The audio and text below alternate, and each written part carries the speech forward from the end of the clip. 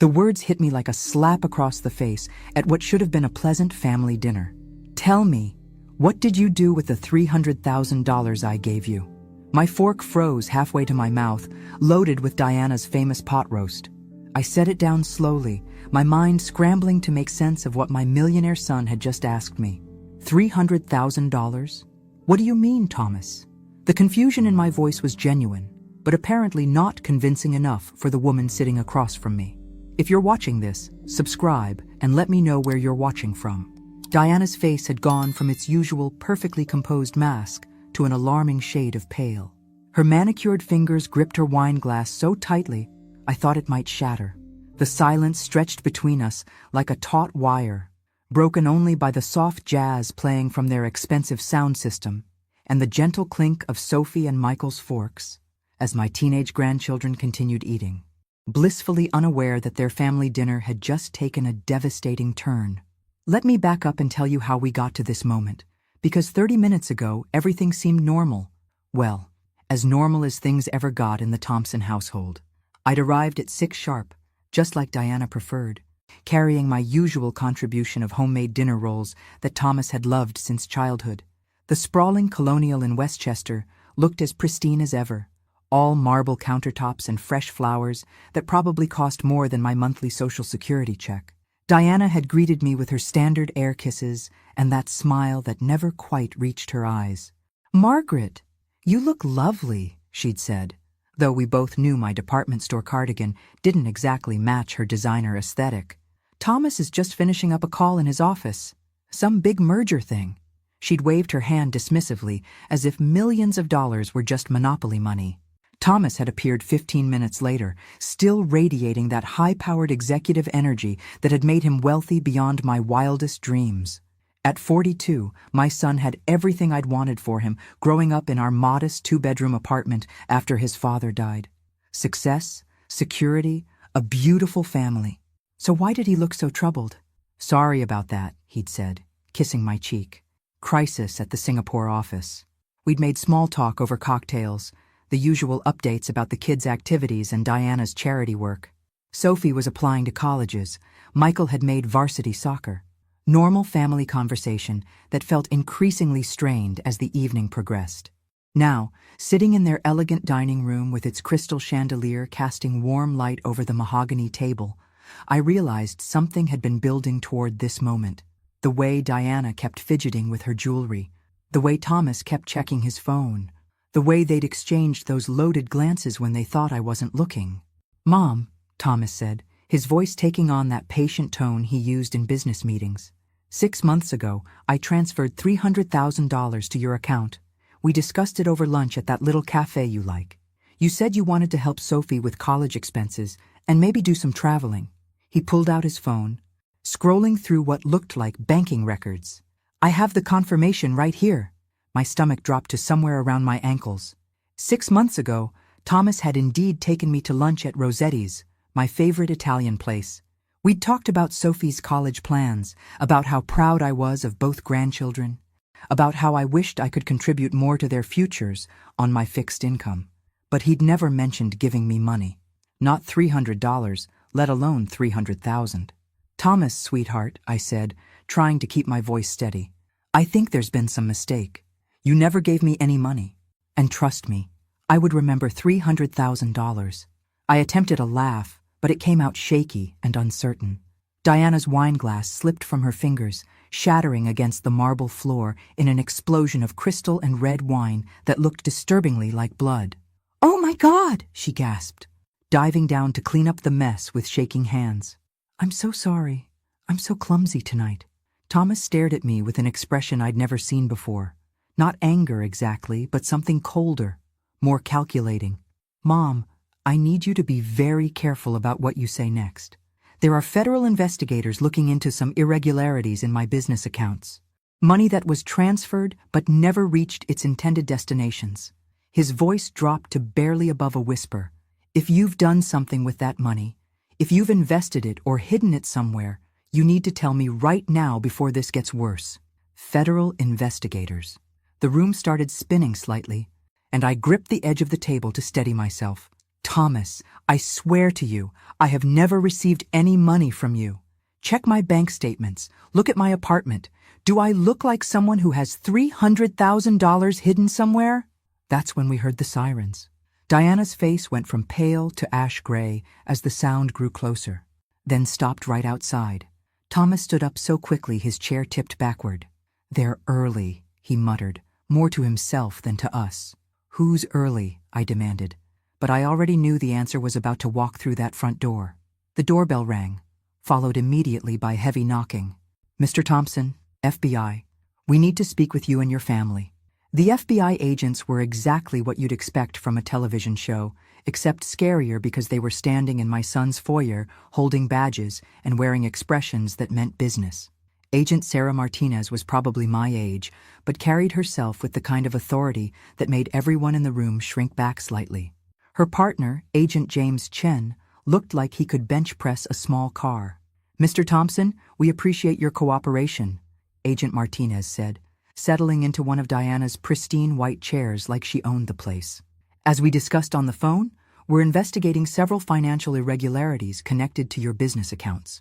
Money that was transferred out but seems to have vanished into thin air."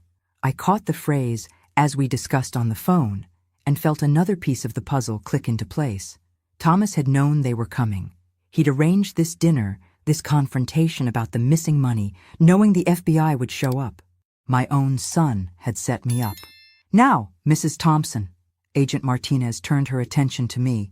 "Your son claims he transferred $300,000 to your account 6 months ago. Our records show the money left his business account, but it never appeared in any account registered under your name or social security number." I straightened in my chair, channeling every ounce of dignity I'd learned in 68 years of life. "Agent Martinez, I can provide you with every bank statement, every financial record I have. I'm a widow, living on Social Security and a small pension from the school district where I worked for 30 years. If I had $300,000, I certainly wouldn't be clipping coupons and shopping at discount stores." Agent Chen leaned forward. "Mrs. Thompson, money laundering is a federal crime. If you've helped hide or move funds to avoid taxation or investigation, the penalties are severe regardless of your age or circumstances." "I haven't laundered anything except my sheets," I said, and immediately regretted the sarcasm. This wasn't the time for jokes, even if the situation felt surreal. "I'm sorry, I'm just trying to understand how I became involved in something I know nothing about." Agent Martinez consulted her notes. "The transfer was initiated from your son's business account on March 15th. The receiving account was registered under the name Margaret Thompson, with the last 4 digits of your social security number. But the account was opened using an address in Millbrook, not your current residence in White Plains." Millbrook. My heart started racing for a different reason now. Diana's sister lived in Millbrook. Diana had grown up there, still had connections, still talked about the quaint shops and farmers market every time we visited. It was 30 minutes from where we sat, close enough to be convenient, far enough to avoid scrutiny. I glanced at Diana, who had been unusually quiet since the agents arrived. She was sitting perfectly still, her hands folded in her lap, but I could see a small muscle ticking in her jaw, the same nervous tell she'd had since marrying Thomas 12 years ago, usually when the monthly credit card bills arrived. "Diana," I said slowly, watching her face carefully, "didn't you mention opening a savings account for the kids' future? Something about getting better interest rates at that small bank in Millbrook?" Thomas looked confused. "What savings account?" "Diana, we keep everything at First National." Diana's composure cracked just slightly. "I might have mentioned looking into options. Interest rates vary so much between banks." Her voice sounded strained, like she was forcing the words out. Agent Chen made a note. "Mrs. Diana Thompson, are you authorized to conduct financial business using your mother-in-law's personal information?" The question hung in the air like a sword about to drop. Diana opened her mouth, closed it, then opened it again. "I would never— that would be identity theft. Why would you even suggest such a thing?" But I was remembering things now. How Diana always insisted on handling the family's paperwork because she was more organized. How she'd offered to help me set up online banking after Robert died. How she'd asked for copies of my important documents for emergencies. how she'd somehow known my social security number when the kids' school needed it for some grandparents' day registration. "Agent Martinez," I said, "I think you need to look very carefully at who actually opened that account in Millbrook, and more importantly, who's been accessing it." Thomas stared at his wife with dawning horror. "Diana, tell me you didn't." Diana stood up abruptly, her chair scraping against the hardwood floor. "This is ridiculous. I'm not going to sit here and be accused of crimes I didn't commit. Margaret, I can't believe you're throwing your own family under the bus to save yourself." The accusation was so backwards, so completely opposite to what was actually happening, that I almost laughed. Diana was trying to flip the script, make me the villain in a story where she'd stolen money using my identity. But before I could respond, Agent Martinez dropped the bombshell that changed everything. "Mrs. Diana Thompson, we have security footage from the Millbrook Community Bank showing you making deposits and withdrawals from the account in question. We also have copies of the identification you used, which appears to be a fraudulent driver's license bearing Mrs. Margaret Thompson's name, but your photograph." The silence that followed was so complete, I could hear the grandfather clock ticking in the hallway. Diana's face went through a series of expressions like she was cycling through different lies, trying to find one that would stick. Thomas looked like he'd been hit with a sledgehammer. "That's impossible," Diana whispered. "You must be mistaken." Agent Chen pulled out a tablet and swiped to a video file. "March 18th, 3 days after the initial transfer. You deposited the funds and immediately wrote 3 checks. One to Premier Properties for $50,000, one to Diana Thompson Designs for $200,000, and one cash withdrawal for $50,000. Diana Thompson Designs. I'd never heard of that business before, but judging by Thomas's expression, he had, and he wasn't happy about it. That's when I realized this story was about to get much more complicated than anyone in that room was prepared for. Thomas's voice was deadly quiet when he spoke. "Diana Thompson Designs? What is Diana Thompson Designs?" The way he said his wife's name made it sound like a curse word. Diana had gone completely still, like a deer caught in headlights. But I could practically see her mind racing behind those perfectly made-up eyes. She was calculating, trying to figure out which lie would cause the least damage. Agent Martinez consulted her tablet again. "Diana Thompson Designs appears to be a limited liability company registered in Delaware 6 months ago. The registered address is a P.O. box in Millbrook, and the sole proprietor is listed as Diana Thompson." She looked up at my daughter-in-law with the kind of expression that suggested she'd seen this type of financial maneuvering before. "It appears to be a consulting business for interior design services." "Consulting business?" Thomas stood up so fast, his chair toppled backward. "Diana, you don't have a consulting business. You don't work. You haven't worked since Sophie was born." His voice was rising, and I could see 17-year-old Sophie in the kitchen doorway, her eyes wide with confusion and fear. Sophie had always been my favorite, not that grandmothers are supposed to have favorites. But she reminded me so much of Thomas at that age, curious and intelligent with a sense of justice that sometimes got her in trouble at school. Right now, she looked like her world was crumbling, which I realized it probably was. "Maybe the kids should go upstairs," I suggested gently, trying to provide some normalcy in a situation that had gone completely off the rails. "No," Thomas said firmly. "They're old enough to understand that their mother is apparently a criminal." Diana's mask finally slipped completely. "Don't you dare talk to me like that in front of my children. I did this for us, for our family's future. Do you have any idea how precarious our situation really is?" "Precarious?" Thomas's voice cracked on the word.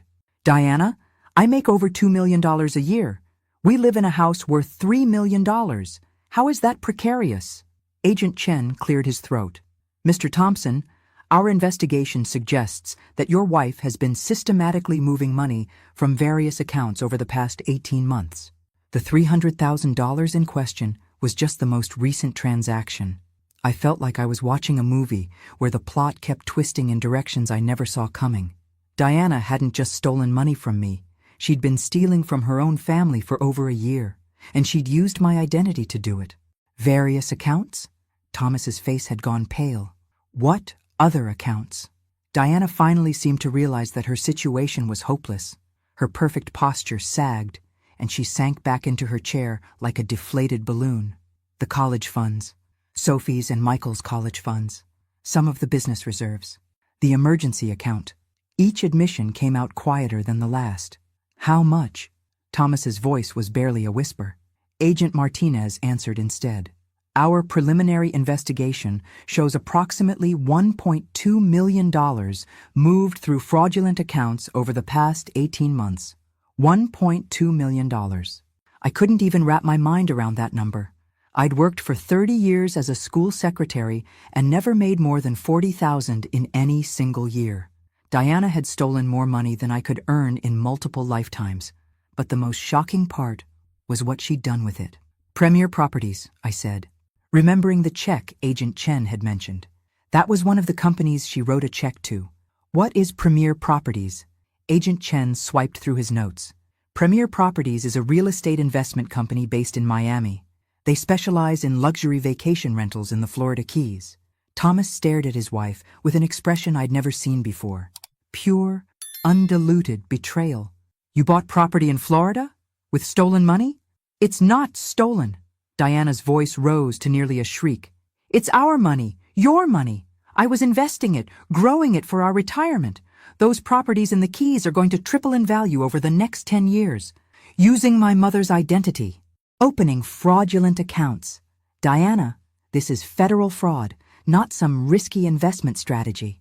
I'd been quiet through most of this exchange, trying to process the magnitude of what Diana had done. She'd used my name, my social security number, my entire identity to create a financial house of cards that was now collapsing around all of us. But there was something else bothering me, something that didn't quite add up. Diana, I said, my voice cutting through their argument, how did you know the FBI was coming tonight? Everyone turned to look at me. Agent Martinez raised an eyebrow, clearly interested in my question. What do you mean? Diana asked, but I could see panic flickering in her eyes. Thomas said the agents were early. That means you knew they were coming. You arranged this dinner, this confrontation about the money, knowing that federal investigators would show up. You were trying to make me look guilty. The room went dead silent. Even Sophie, who was still hovering in the kitchen doorway, seemed to understand the significance of what I'd just said. Thomas looked from me to his wife, the pieces falling into place. Diana, did you know about the investigation? Diana's hands were shaking now, really shaking. I got a call from someone at the bank. They said there were questions about some accounts, that investigators might want to talk to us. I thought if we could just explain about the money, if we could show it was a family transaction. You were going to let me take the blame, I said, and it wasn't a question. You stole over $1 million using my identity, and you were going to sit there and let me go to federal prison for it. You don't understand!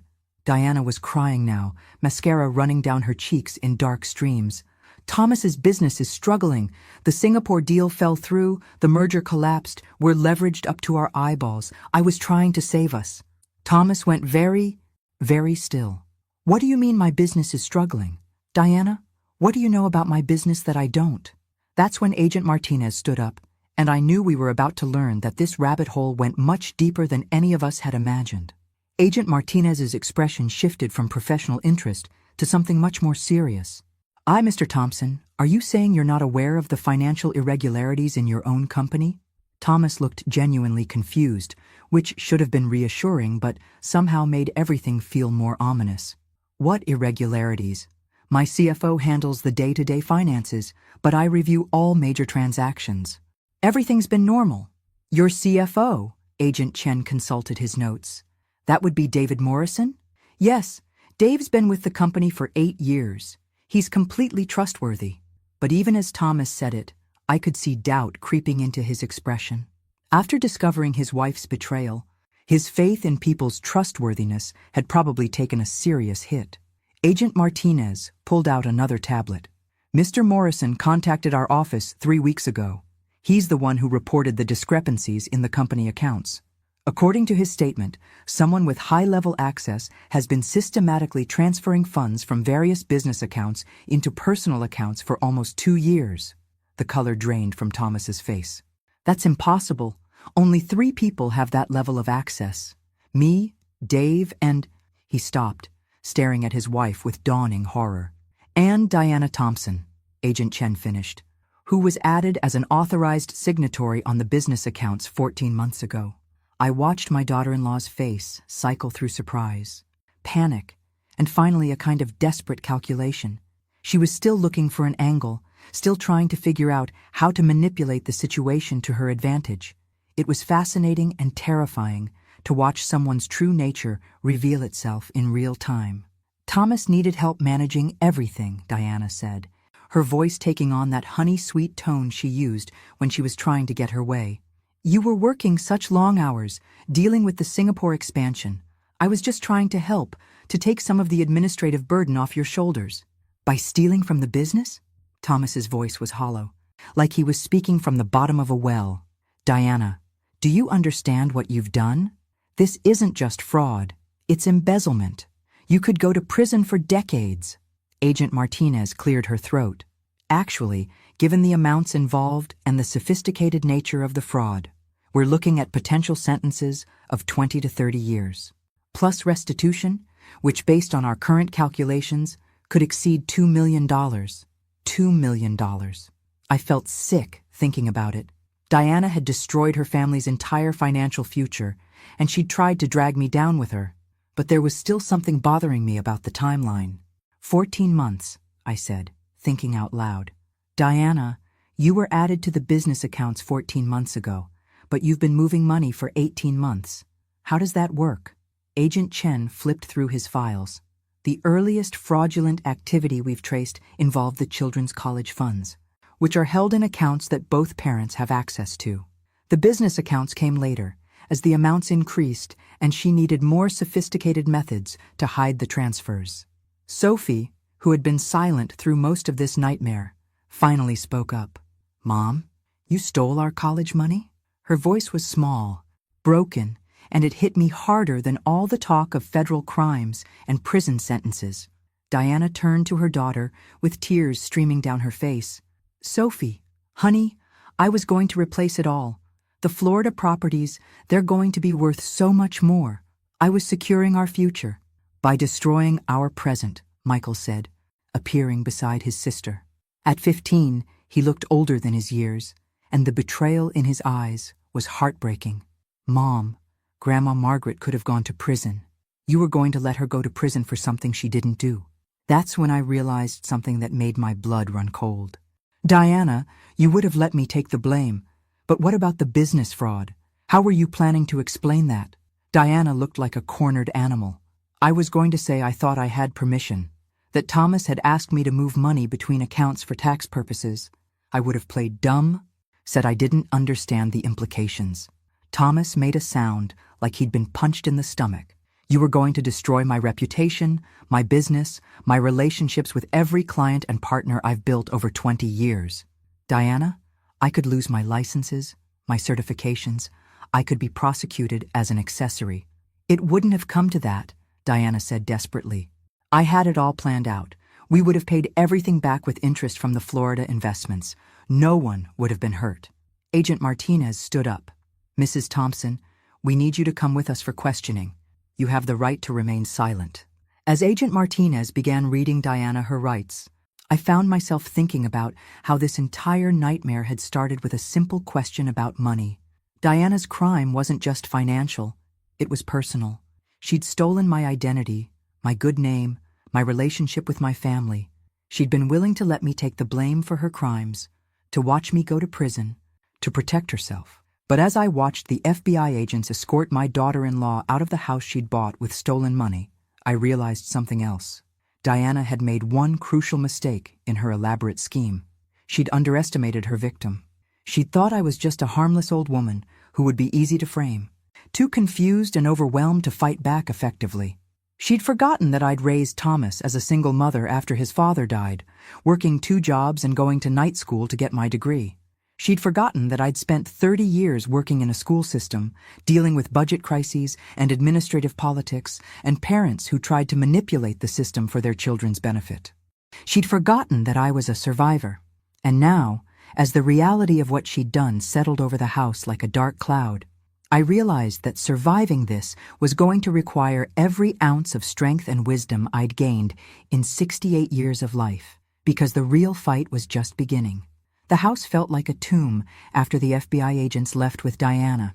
Thomas sat at his kitchen table staring at a cup of coffee that had long since gone cold, while Sophie and Michael huddled together on the living room sofa, whispering in the way teenagers do when their world has just imploded. I'd sent them to pack overnight bags.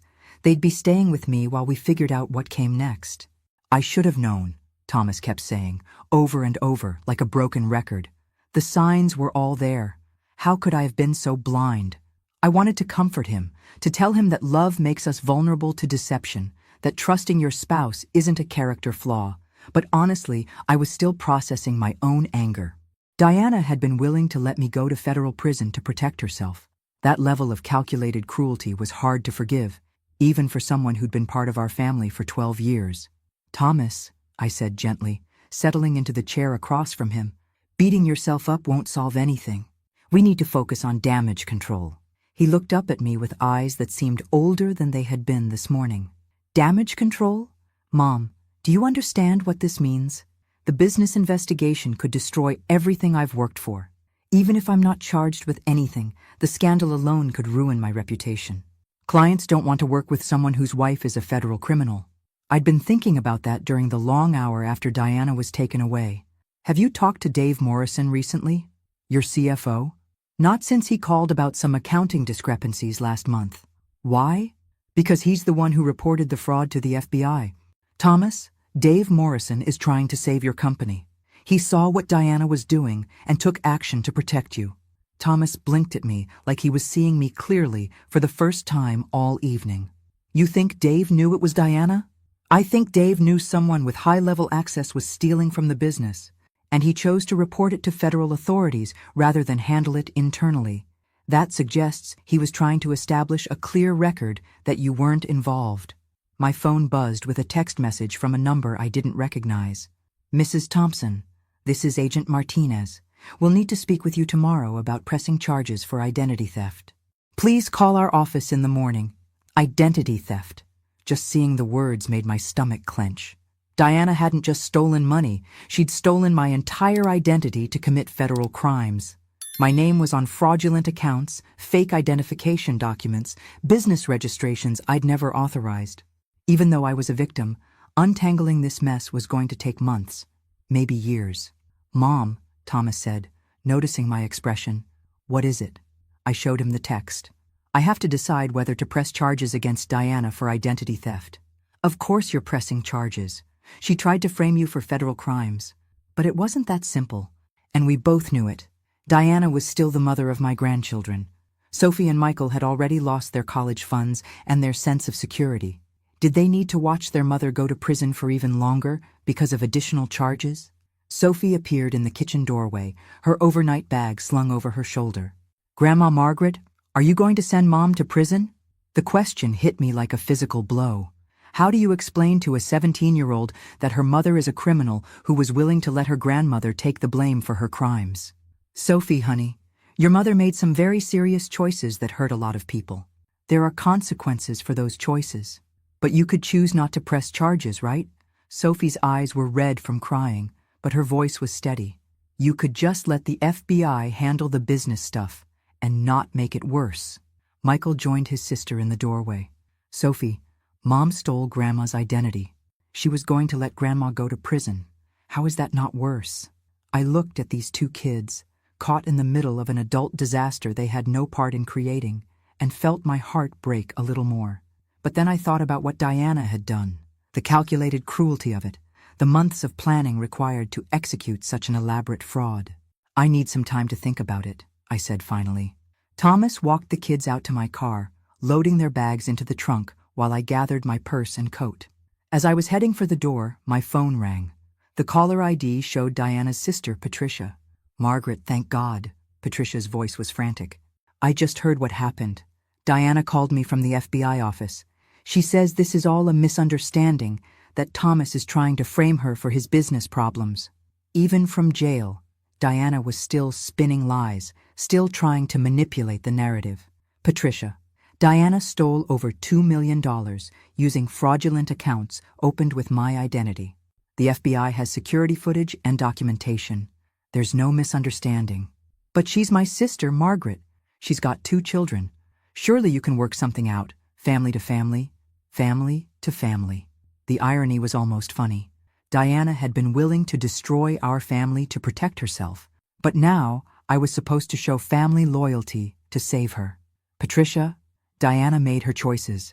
Now she has to live with the consequences. After I hung up, I stood in Thomas's foyer looking around at the house Diana had filled with expensive furniture and artwork, paid for with stolen money. Everything here was tainted now, built on a foundation of lies and theft. But as I walked to my car where Sophie and Michael were waiting, I realized something important.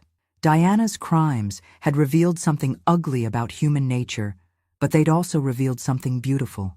Thomas's business partner had risked his own career to report the fraud. My grandchildren were more concerned about doing the right thing than protecting their mother from consequences. Thomas himself, despite his shock and betrayal, was already thinking about how to rebuild. Diana had tried to destroy our family with her greed and deception.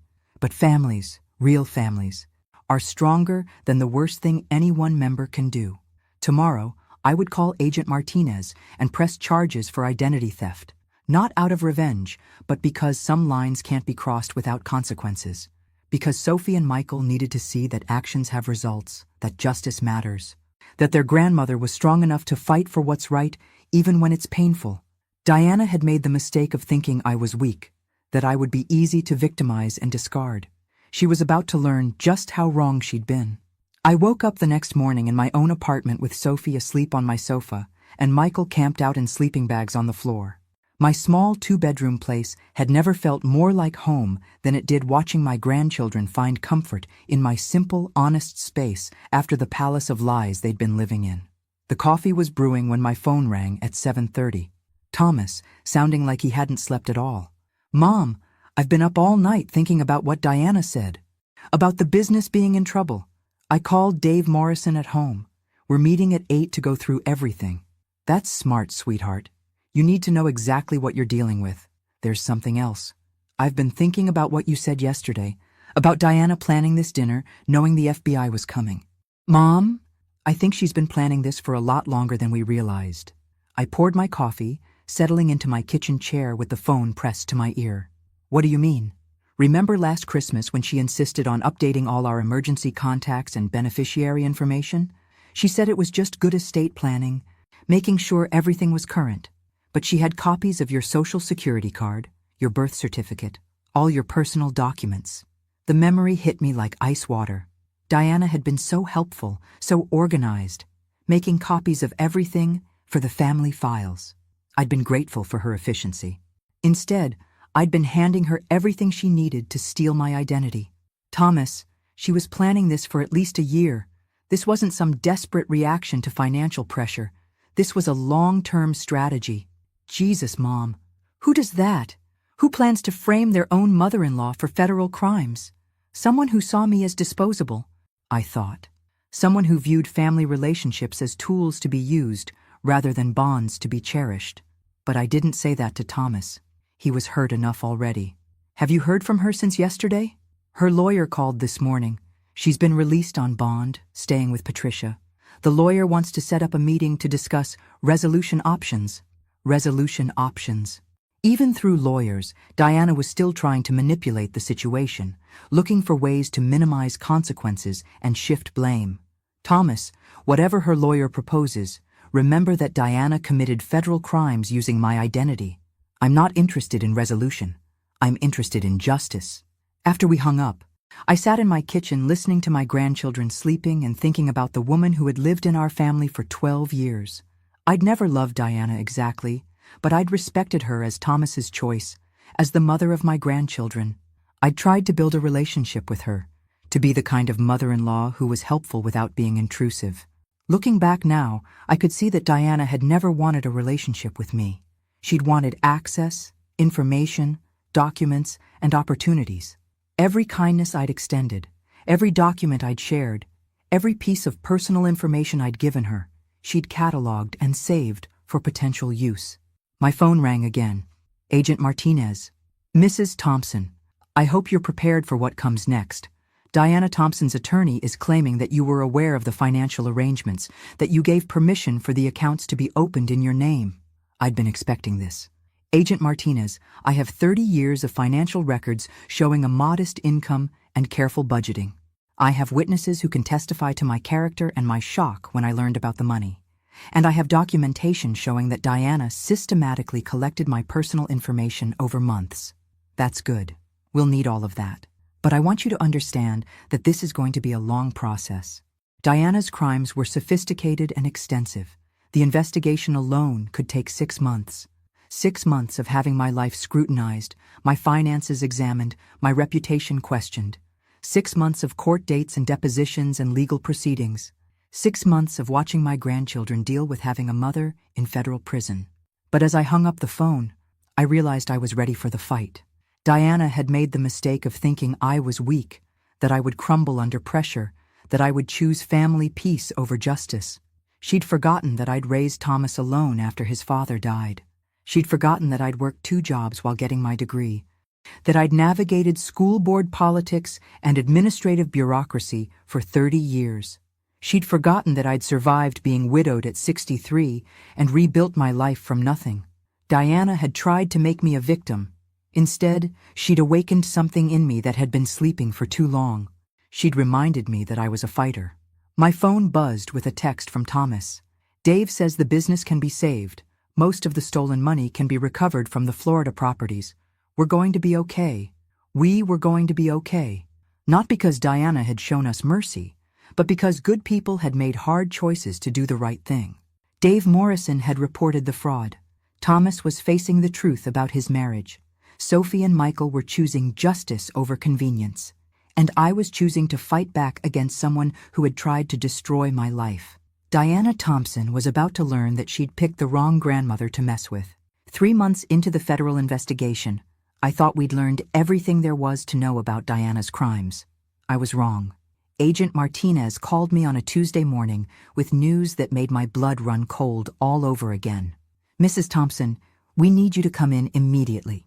We've discovered evidence that suggests Diana's criminal network is much larger than we initially understood. 20 minutes later, I was sitting in the FBI field office, staring at surveillance photographs that showed Diana meeting with people I'd never seen before. But what made my stomach drop was recognizing some of the locations where these meetings had taken place. Agent Martinez, this photo was taken at Millbrook Community Bank, and this one is at the restaurant where Patricia suggested we have lunch last month. That's correct. We've been monitoring communications from federal prison, and Diana has been coordinating with accomplices who are still active. The meetings you're seeing happened before her arrest, but the coordination has continued from jail. Agent Chen joined us, carrying what looked like transcripts of phone calls. Mrs. Thompson, Diana has been using her sister Patricia as a go-between to communicate with other members of her criminal network. The phone calls from prison that we thought were just family support have actually been coded instructions. Patricia had been lying to me from the moment Diana was arrested. Every concerned phone call, every offer to help with the grandchildren, every expression of shock about Diana's crimes had been part of an ongoing deception designed to keep me unaware of the continuing threat. What kind of continuing threat? Agent Martinez pulled out more surveillance photos. Diana's network specializes in targeting elderly victims through family relationships. Your case wasn't unique, Mrs. Thompson. Diana and her associates have been systematically identifying and victimizing senior citizens across multiple states for over 15 years. The photos showed elderly people in various locations, apparently unaware they were being watched and documented. Just like the surveillance photos Diana had taken of me, these images showed detailed documentation of daily routines, shopping patterns, and social activities. How many other families has Diana targeted? Based on the evidence we've uncovered, Diana's network has victimized at least 12 families in 6 different states. The methods are always similar: marriage or adoption into the family, gradual collection of personal information, systematic financial fraud, and in several cases, suspicious deaths of elderly family members. Suspicious deaths. Diana hadn't just been planning her first murder with me, she'd potentially been killing elderly victims for over a decade. The scope of her crimes was staggering. Agent Chen opened another file. Mrs. Thompson, we've identified a pattern in Diana's criminal activities that suggests she's been working with the same core group of accomplices for years. Patricia Walsh and Marcus Webb are just the local operatives. The network includes document forgers, financial experts, and what appear to be people who specialize in staging accidents. Diana's plan to make my death look like an accidental fall during my morning walk wasn't something she'd improvised. It was a technique her network had probably used multiple times before. Agent Martinez, why are you telling me this now? Diana's already in federal custody. Because we believe Patricia Walsh and Marcus Webb are continuing to operate while Diana's in prison. They've targeted another elderly victim, and we need your help to stop them. Another elderly victim. Diana's network was still active, still targeting senior citizens for financial fraud and potential murder, even with their leader in federal custody. Agent Martinez pulled out photos of a woman who appeared to be in her 70s, along with surveillance notes that looked identical to the documentation Diana had compiled on me. This is Eleanor Chen, age 74, widow, living alone in Stamford. Patricia Walsh has been cultivating a friendship with her for the past 2 months, using the same methods she used to gather intelligence on you. I stared at the photos of Eleanor Chen, seeing myself in her routine grocery shopping trips and library visits. Patricia was setting up another elderly woman for financial fraud and possible murder, using techniques she'd perfected while spying on me. What do you want me to do? Agent Chen leaned forward. We want you to help us set a trap for Patricia and Marcus. You're the only person who's survived their targeting process and understands how they operate. A trap. The FBI wanted me to help catch Diana's accomplices by using my experience as their intended victim. The idea was both terrifying and oddly satisfying. How would that work? Agent Martinez explained their plan. We want you to contact Patricia and tell her you're having second thoughts about testifying against Diana. Suggest that you're feeling guilty about breaking up the family and that you might be willing to change your testimony. Patricia will never believe I'd help Diana after learning about the murder plot. Actually, we think she will. Patricia doesn't know that we've discovered the full extent of the conspiracy. She thinks Diana was caught for simple financial fraud, not murder planning. If you approach this as family reconciliation rather than criminal cooperation, Patricia might believe you're genuinely conflicted. The plan made sense, but it also meant putting myself back in contact with people who'd been planning to kill me. The thought of sitting across from Patricia, knowing she'd been paid to spy on me for 18 months, made my skin crawl.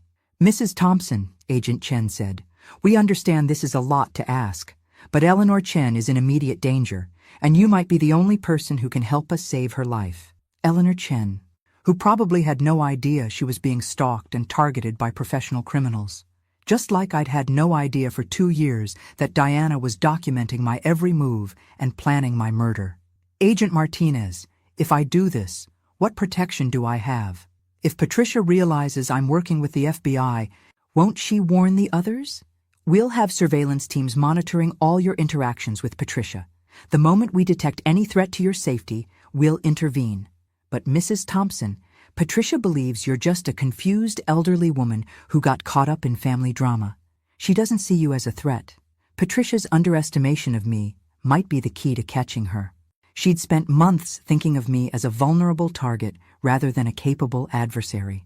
That assumption could be her downfall. All right, I said finally. What do I need to do? Agent Martinez smiled grimly. You need to convince Patricia that you want to help Diana, while secretly helping us gather evidence to stop her entire criminal network.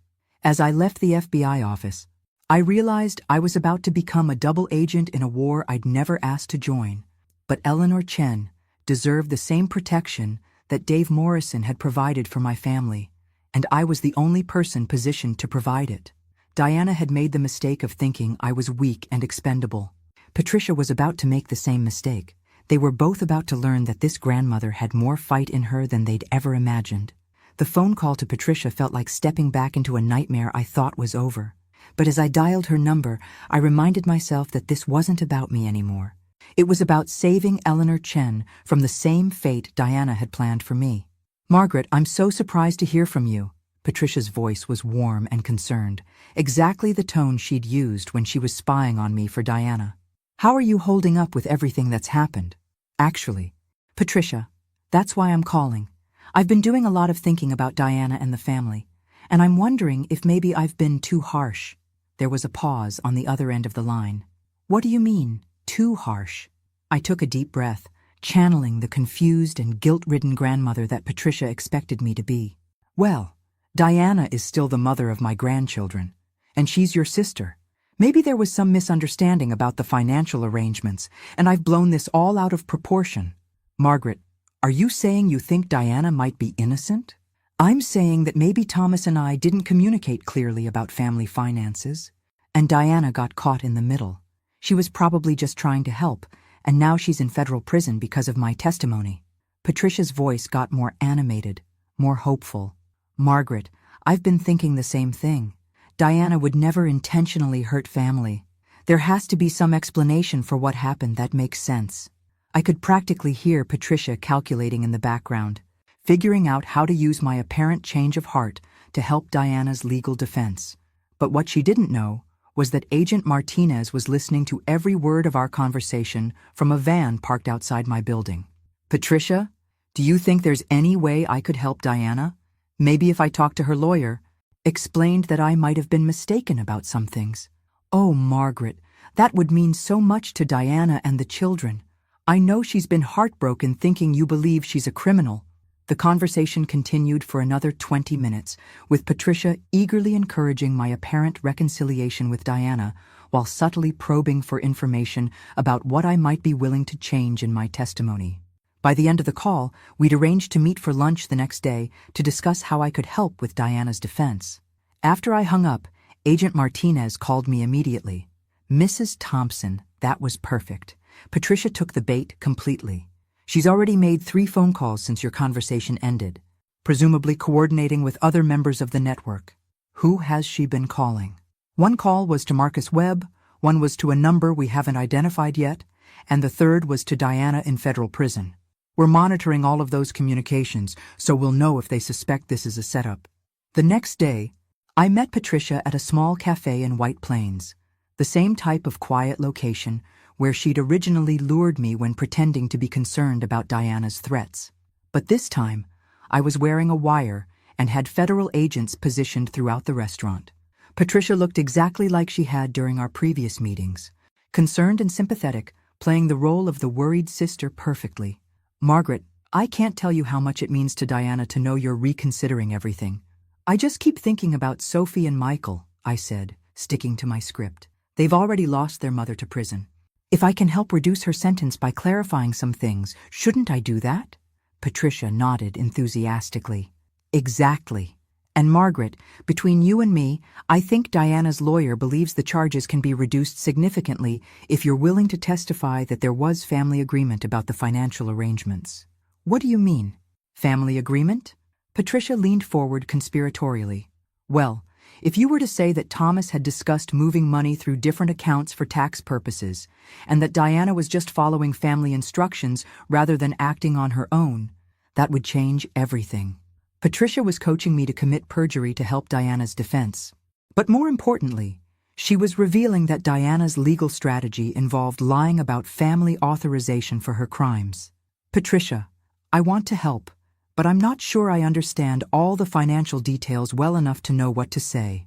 Don't worry about that. Diana's lawyer can prep you on exactly what testimony would be most helpful. The important thing is showing that Diana was acting as part of the family rather than against it. For the next hour, Patricia walked me through various scenarios where my testimony could be modified to help Diana's defense. She never directly asked me to lie, but every suggestion involved changing my account of events in ways that would create reasonable doubt about Diana's criminal intent. What Patricia didn't realize was that every word of our conversation was being recorded by federal agents, creating evidence of witness tampering and obstruction of justice. Margaret, there's one more thing, Patricia said as we were finishing lunch. Diana wanted me to ask you about your daily routine now that this whole situation has settled down. She's worried about you, wondering if you're taking proper care of yourself. The question made my blood run cold. Patricia was asking about my current routine the same way she'd been gathering intelligence before Diana's arrest. The criminal network was still monitoring me, still potentially viewing me as a target. My routine is pretty much the same as always, I said carefully. Morning walks, grocery shopping on Tuesdays, library volunteer work on Thursdays. Patricia nodded, and I could see her mentally cataloging the information. That's good, Margaret. Maintaining routine is important for mental health at our age.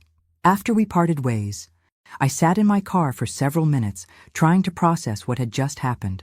Patricia had attempted to coach me into committing perjury, revealed Diana's legal defense strategy, and continued gathering intelligence about my daily activities. But the most disturbing realization was that Patricia genuinely seemed to believe Diana was innocent. Either she was an extremely good actress, or she'd convinced herself that her sister's crimes were justifiable or misunderstood. Agent Martinez called me 20 minutes after I got home. Mrs. Thompson, that meeting gave us exactly what we needed. Patricia Walsh has just committed federal crimes of witness tampering and obstruction of justice. More importantly, she's revealed the broader strategy of Diana's criminal network. What kind of broader strategy? Based on Patricia's phone calls after your meeting, the network is planning to continue operations while Diana's case is pending. They're using the delay in legal proceedings to target new victims, including Eleanor Chen. Eleanor Chen, who was probably going about her normal routine right now, unaware that Patricia Walsh and Marcus Webb were planning to destroy her life the same way they'd tried to destroy mine. Agent Martinez, when do we stop them? Soon, Mrs. Thompson. We're gathering evidence on the entire network now. Your cooperation has helped us understand how they operate and coordinate their crimes. As I hung up the phone, I realized that my role in this investigation was far from over. Patricia and her associates were still active, still dangerous, and still underestimating their victims. They were about to learn that sometimes the people you target fight back harder than you ever expected. 1 week after my lunch with Patricia, Agent Martinez called with news that changed everything we thought we knew about Diana's criminal network. What we'd uncovered was bigger and more sophisticated than anyone had imagined. Mrs. Thompson, we need you to come in immediately. We've arrested Marcus Webb, and what he's told us about the network's operations is going to shock you. At the FBI office, Agent Martinez and Agent Chen looked like they'd been working around the clock.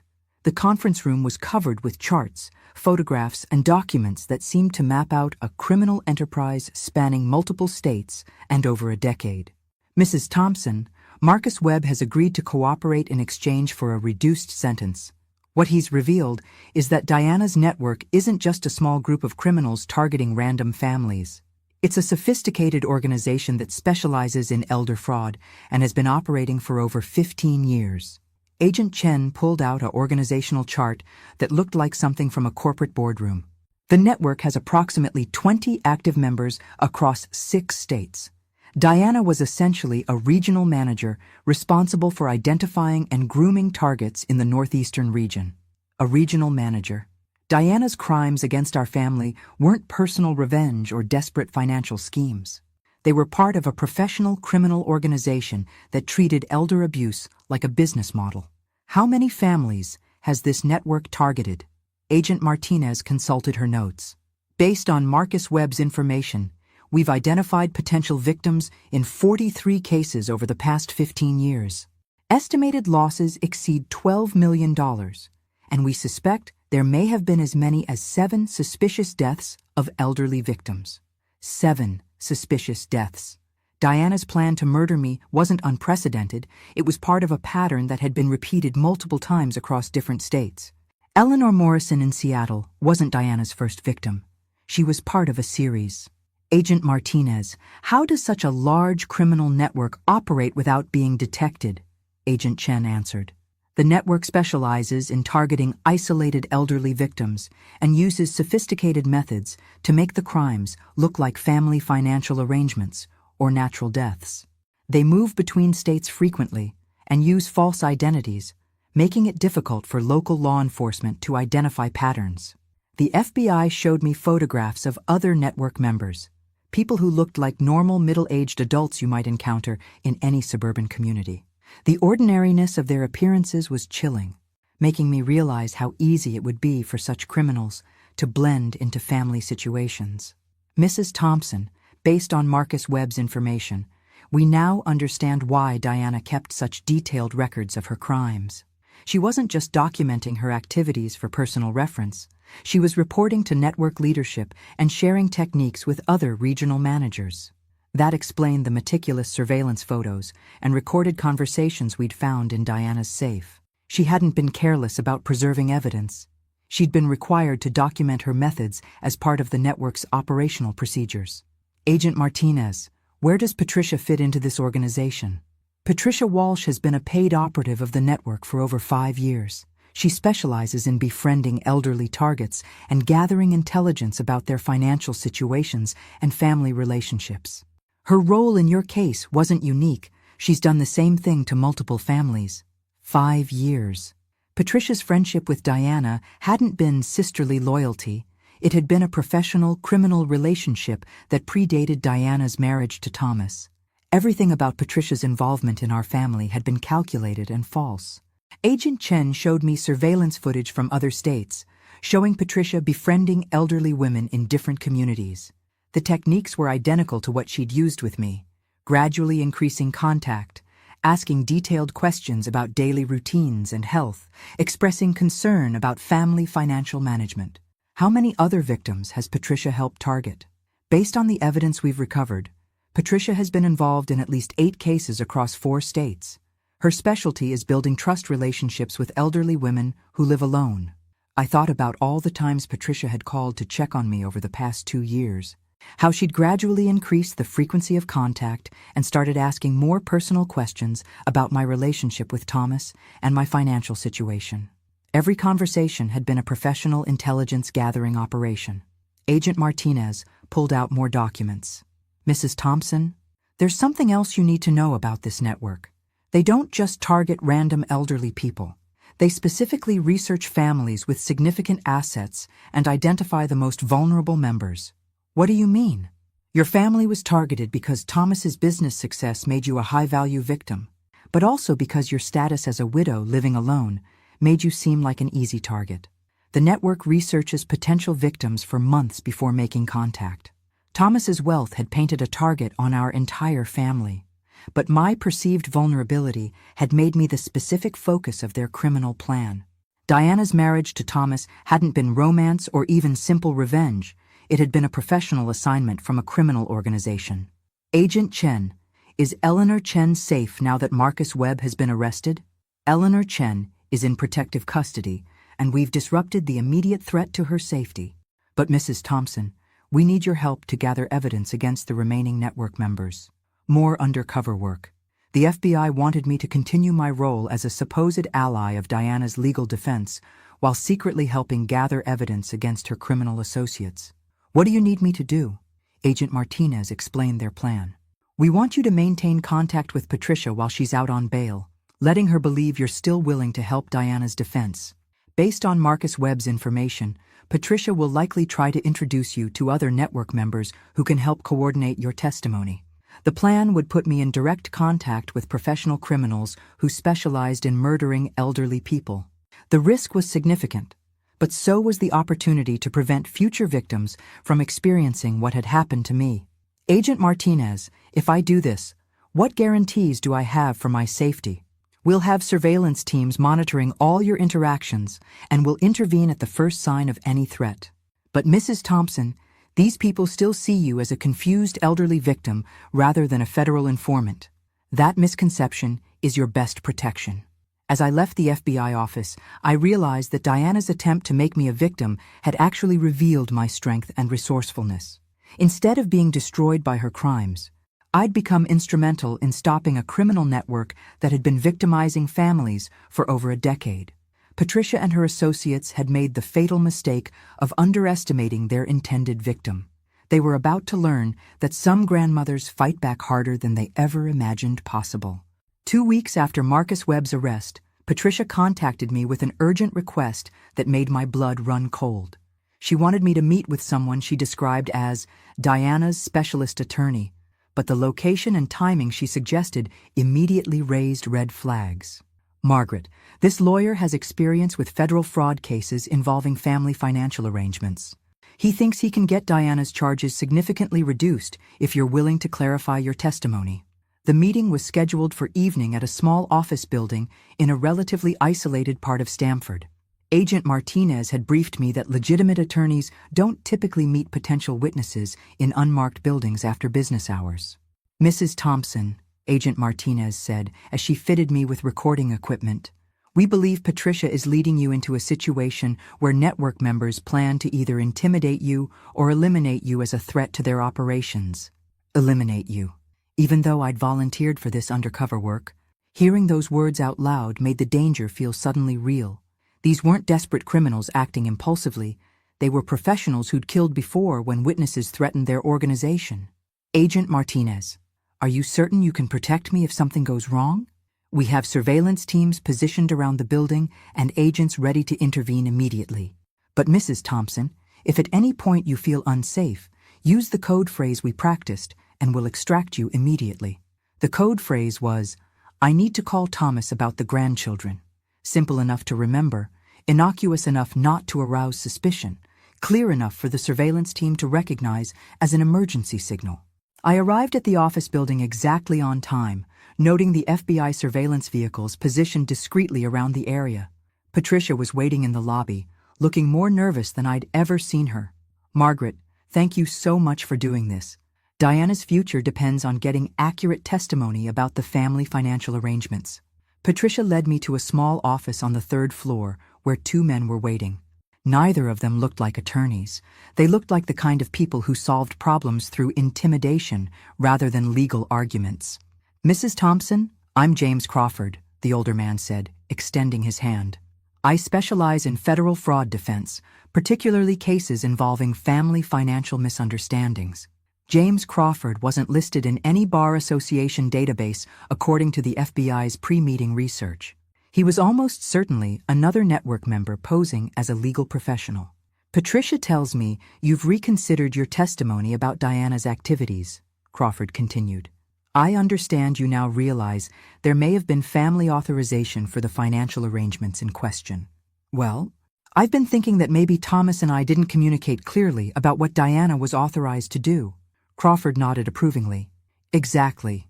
Family financial management can be complicated, especially when elderly family members might not remember all the conversations and agreements that were made. The second man, who'd introduced himself as Crawford's paralegal, was taking detailed notes. But something about his behavior suggested he was more interested in assessing my mental state and physical vulnerability than in documenting legal information. Mrs. Thompson, have you discussed your change of perspective with any federal agents or prosecutors? The question was clearly designed to determine whether I was working with law enforcement. No, I haven't talked to anyone official. I just started feeling guilty about Diana sitting in prison when this might all be a misunderstanding. Crawford smiled, but it didn't reach his eyes. That's very wise, Mrs. Thompson. Sometimes it's better to resolve family matters quietly rather than involving law enforcement unnecessarily. For the next 30 minutes, Crawford walked me through various scenarios where my testimony could be modified to support Diana's defense. But gradually, the questions became more specific about my current living situation, daily routine, and whether anyone would notice if I were to disappear for several days. Mrs. Thompson, changing federal testimony is a serious matter. Sometimes witnesses need time away from family pressure to really think through what they want to say in court. Time away from family pressure. Crawford was suggesting that I might need to be isolated while I prepared my revised testimony, which sounded suspiciously like kidnapping disguised as witness preparation. I'm not sure I understand what you mean. The paralegal spoke up for the first time. Sometimes elderly witnesses benefit from staying in a quiet location where they can focus on their testimony without distractions from family members who might influence their memory of events. They were planning to take me to a secondary location, probably to coerce me into changing my testimony or to eliminate me as a threat to the network's operations. The realization made my heart rate spike, but I forced myself to maintain the confused grandmother act. That sounds very thoughtful, but I'm comfortable preparing at home. Crawford's expression hardened slightly. Mrs. Thompson, I don't think you understand how serious these federal charges are. Diana could spend the rest of her life in prison unless witnesses like you provide accurate testimony about family financial arrangements. The atmosphere in the room had shifted from professional to threatening. Crawford was no longer asking for my cooperation. He was demanding it in ways that suggested consequences for refusal. Mr. Crawford, I want to help Diana, but I'm not comfortable going anywhere else to prepare my testimony. The paralegal stood up and moved to a position that blocked my path to the door. Mrs. Thompson, we really think you should consider our suggestion about taking some time to prepare properly. They were no longer asking. They were preparing to force me to leave with them. It was time to use the emergency signal. I'm sorry, but I need to call Thomas about the grandchildren. Sophie has a school event tomorrow that I promised to attend. Within seconds, I could hear footsteps in the hallway outside the office. Agent Martinez and her team had been monitoring the conversation and recognized the code phrase immediately. The office door burst open as federal agents entered with weapons drawn. FBI! Nobody move! Crawford and his paralegal were on the ground in handcuffs before I fully processed what was happening. Patricia, who'd been sitting quietly throughout the meeting, started crying and claiming she had no idea that Crawford wasn't a legitimate attorney. But as Agent Martinez would explain to me later, Patricia's phone records showed extensive communications with both men over the past month. She'd been coordinating the plan to kidnap me from the beginning. The network's mistake had been underestimating their victim once again. They'd assumed I was a confused elderly woman who would be easily manipulated or intimidated. Instead, I'd helped the FBI identify and arrest additional network members while gathering evidence that would shut down their operations permanently. Diana's criminal organization was collapsing because they'd chosen the wrong grandmother to victimize. 6 months later, I stood in federal court watching the final chapter of Diana's criminal empire come to an end. The courtroom was packed with victims and their families, FBI agents, prosecutors, and journalists, covering what had become known as the Northeast Elder Fraud Conspiracy. Diana sat at the defendant's table looking older and smaller than I remembered, wearing an orange jumpsuit that drained all color from her face. The 12 years she'd spent playing the role of devoted wife and mother seemed like a different lifetime now that everyone could see who she really was. Judge Patricia Williams reviewed the sentencing documents with an expression of barely contained disgust. Diana Walsh, Patricia Walsh, James Crawford, and 8 other members of your criminal network have systematically targeted elderly victims across multiple states for over 15 years. The crimes you've committed represent some of the most callous exploitation of vulnerable populations this court has ever seen. The final tally was staggering. 47 elderly victims across 6 states, over $14 million stolen, and evidence suggesting at least 9 suspicious deaths that were likely murders disguised as accidents or natural causes. Diana's network had been operating like a professional criminal organization, complete with regional managers, operational procedures, and specialized roles for different types of crimes. Diana Walsh, the court sentences you to life in prison without the possibility of parole for your role as a leader in this criminal conspiracy. Life without parole. Diana would never have another opportunity to target innocent families or plan elaborate revenge schemes. Her criminal career was over permanently. Patricia received 25 years for her role in the conspiracy. James Crawford and the other network members received sentences ranging from 15 to 30 years. The entire organization had been dismantled, with their assets seized to provide restitution to victims. But the most satisfying moment came when Dave Morrison took the witness stand to provide victim impact testimony about his family's experience with Diana's crimes. Your Honor, Diana Walsh didn't just steal money from my family 15 years ago. She destroyed my brother's marriage, drove my mother to an early death, and shattered our family's sense of trust and security. But her greatest mistake was targeting the Thompson family, because Margaret Thompson fought back in ways that Diana never expected. Dave looked directly at me in the courtroom gallery. Mrs. Thompson's courage in cooperating with federal investigators not only protected her own family, but helped solve crimes that had gone unsolved for over a decade.